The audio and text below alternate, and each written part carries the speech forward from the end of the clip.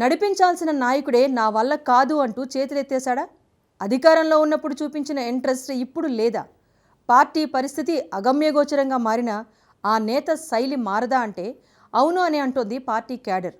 ఆయన శైలితో నియోజకవర్గంలో తమ కష్టాలు ఎవరికి చెప్పుకోవాలో తెలియక కొంతమంది తలలు పట్టుకుంటూ ఉంటే మరికొందరు పక్క పార్టీ జెండాలు పట్టుకుంటున్నారంట. దీంతో అక్కడ ఆ నేత ఫెయిల్ అయ్యారనే టాక్ గట్టిగానే వినిపిస్తోంది. క్యాడర్ కుర్రో మొయ్యో అంటోందంట. ఇంతకీ ఎవరా నేత, ఏంటా నియోజకవర్గం? నాగర్ కర్నూలు జిల్లాలో దశాబ్ద కాలం పాటు అందలంలో ఉన్న బీఆర్ఎస్ పార్టీ పరిస్థితి ప్రస్తుతం చడిచప్పుడు లేకుండా పోయింది. ఉమ్మడి పాలమూరు జిల్లాలో గత 2 అసెంబ్లీ ఎన్నికల్లో బీఆర్ఎస్ పార్టీ ఒక ఊపు ఊపేసింది. అయితే మొన్న జరిగిన అసెంబ్లీ ఎన్నికల్లో మాత్రం 2 స్థానాలకే పరిమితమైంది. 2 స్థానాల్లోనూ బండ్ల కృష్ణమోహన్ రెడ్డి హ్యాండ్ ఇచ్చి హస్తం పార్టీ కండువా కప్పుకున్నారు. దీంతో ఉమ్మడి పాలమూరు జిల్లాలో ఒక్క ఎమ్మెల్యేనే మిగిలారు. జిల్లాలో కొన్ని నియోజకవర్గాలు తప్ప మిగతా నియోజకవర్గాల పరిస్థితి అంతంత మాత్రమే ఉందట.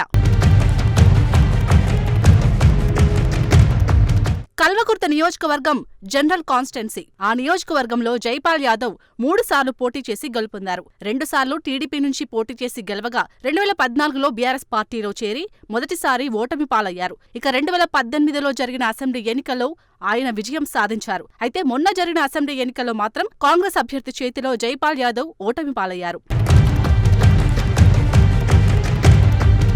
ఇదిలా ఉంటే అధికారంలో ఉన్నప్పుడు నియోజకవర్గాన్ని అంటిపెట్టుకుని ఉన్నాడు మాజీ ఎమ్మెల్యే జైపాల్ యాదవ్. ఇప్పుడు మాత్రం ఎప్పుడో ఒకసారి చుట్టపు చూపులా వచ్చిపోతున్నారట. దీంతో మా సార్ మళ్లీ కల్వకుర్తికి ఎప్పుడు వస్తారా అని గులాబీ క్యాడర్ కళ్ళు కాయలు కాసేలా ఎదురుచూస్తున్నారట. అటు నియోజకవర్గంలోని కార్యకర్తలు ఓవైపు పార్టీ వీడుతున్నా జైపాల్ యాదవ్ ఏమాత్రం పట్టించుకోవడం లేదట.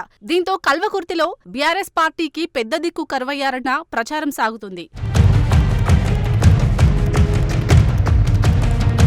జైపాల్ యాదవ్ నియోజకవర్గానికి రాకపోవడంతో తమ గోడు ఎవరికి చెప్పుకోవాలో తెలియక అక్కడ పార్టీ క్యాడర్ పక్క పార్టీల వైపు చూస్తున్నారట. ఓవైపు రాష్ట్రంలో బీఆర్ఎస్ పార్టీ కాంగ్రెస్ ప్రభుత్వాన్ని హామీల విషయంలో ఎండగడుతుంది. అయితే కల్వకుర్తి నియోజకవర్గంలో మాత్రం అటువంటి కార్యక్రమాలు కూడా లేవని క్యాడర్ దిగులు పడుతుంది. అంతేకాదు పరిస్థితి ఇలానే కొనసాగితే పార్టీకి గడ్డుకాలం ఏర్పడే అవకాశం కనిపిస్తుందనే చర్చ జోరుగా సాగుతుంది.